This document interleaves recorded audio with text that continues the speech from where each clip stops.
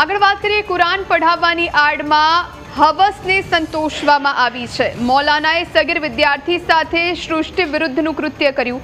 અમદાવાદમાં મસ્જિદમાં જતા સગીર વિદ્યાર્થીને મૌલાનાએ હવસનો શિકાર બનાવ્યો। પોલીસે સગીરનું શોષણ કરનાર આરોપી નૂર હસન હજરતની ધરપકડ કરી 20 થી 25 વખત ધમકી આપી અને સૃષ્ટિ વિરુદ્ધનું કૃત્ય કર્યું। સરખેજમાં બાળકોને કુરાન પઢાવતો અને મસ્જિદ સંભાળનાર મોજીને દુષ્કૃત્ય આચર્યું છે। મસ્જિદમાં અંદાજે 10 થી વધારે બાળકોને તે કુરાન પઢાવતો હતો। આરોપી સગીર વિદ્યાર્થી પર નજર બગાડી અને બધા વિદ્યાર્થીઓ જતા રહેતા ત્યારબાદમાં તેની સાથે આ પ્રમાણેનું કૃત્ય કરતો।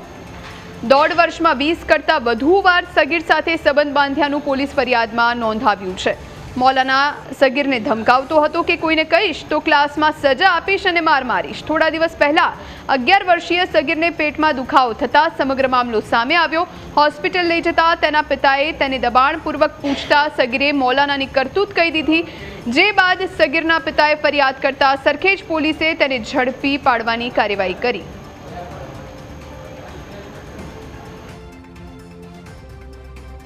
છે એનો દીકરો છે 11 વર્ષનો, એ ફૈઝાને હાલી મસ્જિદ છે રોઝા સરખેજ ખાતે, ત્યાં કુરાને શરીફ પઢવા માટે જતો હતો।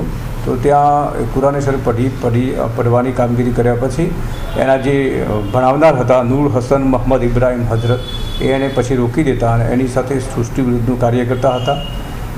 એની તબિયત બગડતા એના માતા પિતા એને પૂછતા એણે આ સમગ્ર હકીકત જણાવી કે છેલ્લા 1.5 વર્ષથી જે બાળક સાથે 20 થી 25 વખત સૃષ્ટિ વિરુદ્ધનું કાર્ય કરેલું છે અને તે અનુસંધાનમાં સરખેજ પોલીસમાં ગુનો દાખલ કરવામાં આવેલો અને આ કામે આરોપીની સરખેજ પોલીસે ધરપકડ કરેલી છે।